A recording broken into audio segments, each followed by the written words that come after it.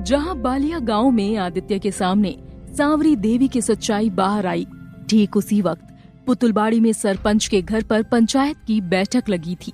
गांव में फिर से रहस्यमय तरीके से गांव वालों के खून होने लगे थे, जिसे लेकर सरपंच और उनके आदमी बहुत परेशान थे। तभी पंचायत में से एक आदमी ने कहा, सरपंच जी, जब से हवेली में काकी आई है तब से ही गांव में कुछ ना कुछ बुरा हो ही रहा है। उस आदमी की बात पर सरपंच ने कहा, पहले तो मुझे सिर्फ शक हो रहा था, पर अब मुझे पूरा यकीन है कि ये सब काकी की वजह से हो रहा है। मैंने पंडित जी से पूछने की बहुत कोशिश की, लेकिन वो सीधे सीधे कुछ बता नहीं रहे। अब ना मुझे पंडित पर भरोसा है, ना ही काकी पर। हमें खुद जाकर देखना होगा कि आखिर हवेली में चल क्या रहा है। अगले दिन बालिया गांव में मौसम साफ था। सुबह की रोशनी पड़ते ही सुहाना की नींद खुल गई। अंगड़ाई लेते हुए सुहाना बेड से खड़ी हुई और अपने आसपास देखने लगी। बेड के पास ही नीचे जमीन पर आदित्य सो रहा था, लेकिन आदित्य के पास आनंद नहीं था। सुहाना ने सोचते हुए कहा, अरे आनंद सुबह सुबह कहाँ चला गया? ये कहते हुए सुहाना कमरे से बाहर निकलकर आनंद को ढूंढने लगी। कुछ देर तक ढूंढने के बाद सुहाना को आनंद कहीं नहीं मिला। आनंद का यूं अचानक घर पर ना होना सुहाना को कुछ खटक रहा था।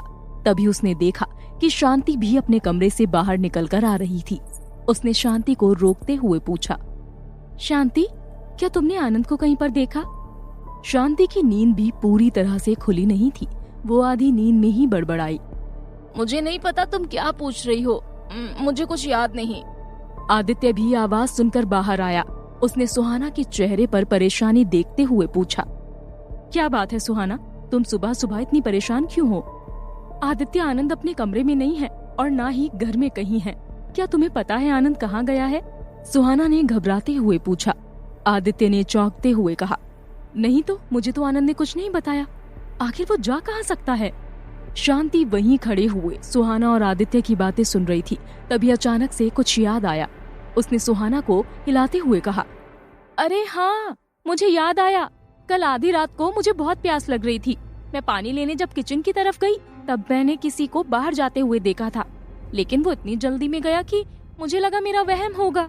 लेकिन अब आनंद नहीं है यहाँ, इसका मतलब कहीं वो आनंद तो नहीं? शांति की बात सुनकर सुहाना घबराहट के मारे फर्श पर ही बैठ गई। उसने अब सिसकते हुए कहा, आदित्य, मैंने आनंद पर भरोसा किया और एक बार फिर उसने मेरे भरोसे को तोड़ दिया। इस बार मुझे लगा था कि आनंद सच में मेरा साथ देगा, लेकिन वो मुझे फिर से धोखा देकर चला गया। मुझे कल रात को ही समझ जाना चाहिए था जब वो उस औरत से मिला था। सुहाना की बात सुनकर आदित्य चौंकते हुए बोला, किस औरत की बात कर रही हो तुम? सुहाना ने आदित्य को कल रात वाले हादसे के बारे में बताया, जिसे सुनकर आदित्य को विश्वास नहीं हुआ। उसने सुहाना से कहा, मैं तुमसे पहले ही कह रहा था सुहाना, आनंद पर इतनी जल्दी विश्वास मत करो। अगर वो लाल घूंघट वाली औरत यहाँ तक आई है, इसका मतलब हो ना हो वो काकी की ही कोई लड़की या डायन होगी। सुहाना पूरी तरह से टूट चुकी थी। उसे अब भी यकीन नहीं हो रहा था कि आनंद सच में उन्हें छोड़कर चला गया। लेकिन तभी अचानक से सुहाना को कुछ याद आया और वो तुरंत अपनी जगह से खड़ी हुई। सुहाना ने आदित्य से कहा, तुम सही कह रहे हो आदित्य, ये समय रोने का नहीं है। इस वक्त मुझे आनंद के धोखे से ज्यादा अपनी बेटी की फिक्र है। आनंद की वजह से मैं अपनी बेटी को नहीं खोना चाहती। हमें अभी के अभी हवेली चलकर सांवरी देवी के बारे में पता करना होगा। तभी आदित्य ने सुहाना को शांति की कही सारी बातें बताई, जिन्हें सुनकर सुहाना के होश उड़ गए। सुहाना ने चौंकते हुए कहा, इसका मतलब काकी की तरह सांवरी देवी के रूप में कोई और ही पुतुलबाड़ी में सांवरी देवी बनकर घूम रही थी और इस बात की किसी को भनक तक नहीं लगी। पुतुलबाड़ी के लोगों को आज भी लगता है कि उस हवेली में सांवरी देवी जली थी, जबकि सांवरी देवी तो अपने गांव में ही मर चुकी थी। आदित्य ने सुहाना की इस बात पर कहा, इस बात पर मुझे भी यकीन नहीं हो रहा है सुहाना। आखिर कैसे कोई पहचानता? हमने तो उसी को देखा था जो सांवरी देवी बनकर आई थी। अगर वो सांवरी देवी नहीं है तो है कौन? आदित्य और सुहाना की बातें वहाँ खड़ी शांति भी सुन रही थी। तभी शांति ने इस पर कहा, तुम लोगों की बातें सुनकर ऐसा लग रहा है जैसे पुतुलबाड़ी में कोई बड़ा संकट आने वाला है। मेरी सलाह मानो तो तुम एक बार और उस हवेली में जाकर देखो, क्या पता तुम्हें कोई रास्ता मिल जाए सांवरी देवी तक पहुँचने का। सुहाना शांति की बात से सहमत होकर तुरंत आदित्य के साथ हवेली के लिए निकल पड़ी, जहां एक तरफ आनंद बालिया गांव से आधी रात को गायब हो गया था, वहीं दूसरी तरफ पुतुलबाड़ी की हवेली में काकी से मिलने एक नकाबपोश शख्स आया था। काकी ने उस शख्स को अंदर आने को कहा। उस आदमी के अंदर आते ही काकी ने मुस्कुराते हुए कहा, पीहू को लेकर आओ अंदर। पीहू का नाम सुनकर वो आदमी जैसे अपनी जगह पर जम सा गया। कुछ देर बाद सुहाना की बेटी पीहू कमरे में आई। काकी ने पीहू के सर पर हाथ रखते हुए कहा, इसको ही देखना चाहते थे ना तुम? तभी उस नकाबपोश आदमी ने अपने चेहरे से नकाब हटाया। वो आदमी कोई और नहीं, आनंद ही था। अब काकी ने हंसते हुए कहा, तुम्हें क्या लगा आनंद, तुम इतनी जल्दी मुझसे बच पाओगे और मेरे ही खिलाफ तुम साजिश कर पाओगे? काकी की बात सुनकर आनंद के मुंह से एक लफ्ज भी नहीं निकला। काकी के पास उसकी अपनी बेटी थी और वो हर हालत में अपनी बेटी को काकी से बचाना चाहता था। इसीलिए आनंद ने चुप रहने में ही अपनी भलाई समझी। काकी के पास खड़ी पीहू बड़े गौर से आनंद को देख रही थी। तभी काकी ने पीहू से पूछा, तुझे पता है ये कौन है? इस पर पीहू ने कोई जवाब नहीं दिया, क्योंकि उसने पहले कभी आनंद को नहीं देखा था। उसने ना में सर हिलाया और काकी की तरफ देखा। काकी ने मुस्कुराते हुए पीहू से कहा, ये तेरा बाप है, वही जो तुझे पैदा होते ही छोड़कर चला गया था, जैसे तेरी माँ चली गई थी। काकी की बातें सुनकर पीहू को बहुत बुरा लगा, लेकिन साथ ही साथ अपने पिता को देखकर पीहू अंदर ही अंदर खुश थी। उसका मन कर रहा था कि वो अपने पिता को कस के गले लगाए, लेकिन काकी की वजह से पीहू ने अपने इमोशंस को बांध कर रखा हुआ था। तभी काकी की नजर आनंद पर पड़ी और उन्होंने गुस्से से कहा, तुमने मेरी बहुत मदद की है आनंद, इसीलिए मैं तुम्हें एक और मौका दे रही हूँ। अगर तुम सब कुछ सही करना चाहते हो और अपनी बच्ची को सही सलामत देखना चाहते हो, तो तुम अब से मेरी बात मानोगे, और अगर तुमने इस बार सुहाना की मदद करने की कोशिश की तो तुम जानते हो उसका अंजाम क्या होगा। काकी की बात सुनकर आनंद के होश उड़ गए।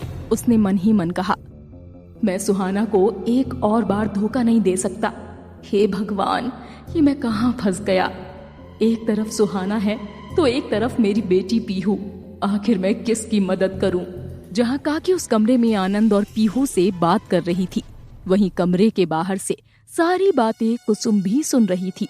ये सुनकर उसने मन ही मन सोचा, आखिर इस काकी को मानना पड़ेगा, बड़ी खिलाड़ी निकली, एक तीर से दो निशाने। लेकिन मैं भी कम नहीं हूँ, हर हालत में मैं काकी से पहले उन शक्तियों को हासिल करके रहूंगी। दूसरी तरफ बालिया गांव में सुहाना और आदित्य सांवरी देवी की हवेली की तरफ निकल पड़े थे।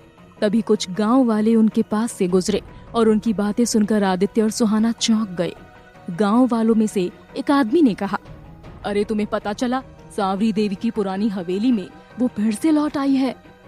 उनमें से एक और आदमी ने कहा, कहीं तुम उसी औरत की बात तो नहीं कर रहे, वो पागल औरत? इस पर उसने कहा, हाँ मैं उसी की बात कर रहा हूँ। अब तुम उसे चाहे पागल बुलाओ या कुछ भी, थी तो वो सांवरी देवी की सेविका, वो भी खास सेविका।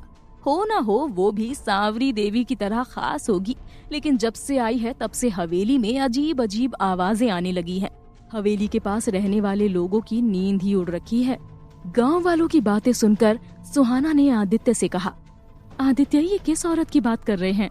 सांवरी देवी की खास सेविका, वो भी पागल? सुहाना की बात सुनकर आदित्य ने कहा, रुको सुहाना, अभी पता करता हूँ। आदित्य सुहाना को वहीं रुकने को कहकर उन गांव वालों से जाकर उस औरत के बारे में पता करता है। कुछ देर बाद सुहाना के पास लौट के आया और कहा, तुमने सही सुना सुहाना, ये गांव वाले कहते हैं कि वो सांवरी देवी की खास सेविका थी। लोग उसे पागल कहते हैं, लेकिन हमेशा हवेली में वो घूमती रहती है और कुछ ना कुछ करती रहती है। मुझे लगता है हमें उससे जरूर कुछ पता चलेगा। सुहाना ने हामी भरते हुए कहा, सही कह रहे हो आदित्य, हो ना हो कुछ तो जानती होगी वो सांवरी देवी के बारे में। अब वही है जिन्होंने सांवरी देवी को असली में देखा होगा। बिना आगे कुछ सोचे सुहाना और आदित्य हवेली की तरफ निकल पड़े, पर तभी अचानक से मौसम कुछ बदलने लगा और तेज बारिश शुरू हो गई। लेकिन बारिश में भी सुहाना और आदित्य रुके नहीं, वो तेजी से हवेली की तरफ जा रहे थे। कुछ दूर चलने के बाद सुहाना अचानक से रुक गई, क्योंकि वो लगातार आनंद के बारे में सोच रही थी। उससे अब खुद को संभाला नहीं जा रहा था। अक्सर प्यार इंसान को ताकतवर या कमजोर बना देता है, लेकिन प्यार में धोखा खाना किसी सांप के जहर से कम नहीं होता।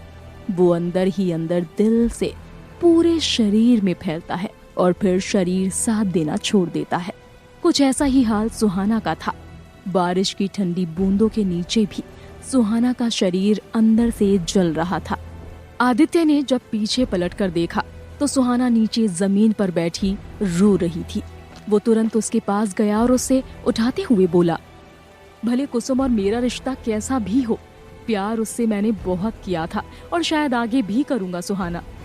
जब उसका सच मुझे पता चला तो मैं भी खुद को संभाल ना सका, लेकिन पता है मुझे कहाँ से हिम्मत मिली? मेरे बाप से, मेरी बहन से। जब मुझे पता चला कि इनकी मौत की जिम्मेदार कहीं ना कहीं कुसुम भी है, तो मुझे उन्होंने हिम्मत दी, मेरा हौसला बढ़ाया। ठीक वैसे ही तुम्हारी हिम्मत तुम्हारी बच्ची है सुहाना, वो बच्ची जिसके पैदा होते ही उसे तुमसे दूर कर दिया गया। आदित्य की बातें सुनकर सुहाना में जैसे एक नई जान आ गई। उसे जैसे लड़ने की हिम्मत मिल गई थी। वो खुद को संभालते हुए बोली, आदित्य अगर तुम नहीं होते तो शायद ही मैं यहाँ तक पहुँचती। मैं बहुत लकी हूँ। थोड़ी देर में सुहाना और आदित्य हवेली पहुँच गए। हवेली में कदम रखते ही फिर एक बार सुहाना के सर में दर्द होने लगा। आदित्य ने उससे पूछा, फिर से तुम्हारे सर में दर्द हो रहा है क्या? सुहाना ने सोचते हुए कहा, हाँ आदित्य, और बार बार ऐसा लग रहा है जैसे मैं इस जगह को जानती हूँ और वो प्रेग्नेंट औरत को भी। इससे पहले आदित्य कुछ और पूछ पाता, हवेली के अंदर से एक आवाज गूंज पड़ी, तुम इसे जानती हो? सुहाना ने चौंकते हुए आसपास देखा, लेकिन अंधेरे की वजह से कुछ दिखाई नहीं दे रहा था। आदित्य अपने आसपास टटोलने लगा और तभी उसके हाथ एक लालटेन लगी।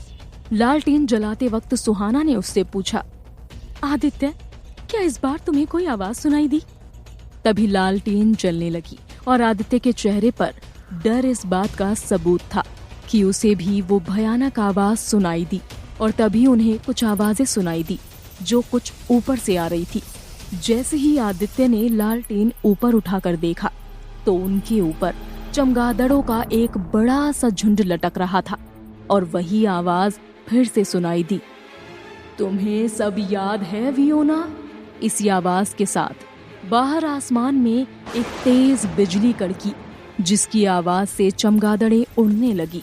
सुहाना और आदित्य खुद को उन चमगादड़ों से बचाते हुए आवाज की तरफ देखने लगे। तभी हॉल की सीढ़ियों से एक औरत पुरानी लाल साड़ी पहने नीचे उतरने लगी। लेकिन जैसे जैसे वो औरत पास आई, सुहाना ने देखा उस बुढ़िया ने आंखों पर मोटा सा सुरमा लगाया हुआ था और माथे पर सफेद भभूत मला हुआ था। सुहाना ने उस औरत को गौर से देखते हुए कहा, आपके कहने का क्या मतलब है कि मैं जानती हूँ, और आप कौन हैं? उस औरत ने मुस्कुराते हुए कहा, वो तो तुम्हें गांव वालों ने बता दिया होगा। आदित्य ये सुनकर घबरा सा गया। उसने हकलाते हुए पूछा, आपको कैसे पता? कहीं आप भी एक डायन तो नहीं? डायन का नाम सुनकर वो औरत जैसे झल्ला उठी। उसने गुस्से से कहा, तेरी इतनी हिम्मत, तूने एक देवदासी को डायन कहा? आदित्य ने चौंकते हुए कहा, क्या कहा आपने? देवदासी? जैसे सांवरी देवी थी, क्या आप उनके बारे में बता सकती हैं? तभी उस बूढ़ी देवदासी ने सुहाना की तरफ देखकर कहा, मेरे कहने से अच्छा है कि तुम इससे पूछो, ये सब जानती है। आखिर कौन थी वो बूढ़ी देवदासी और क्या वो सच कह रही थी? आखिर क्या करेगा आनंद? क्या वो इस बार भी सुहाना को धोखा देगा या हमेशा के लिए अपनी बच्ची को खो देगा? जानने के लिए सुनते रहिए वियोना, सिर्फ पॉकेट FM ऐप पर।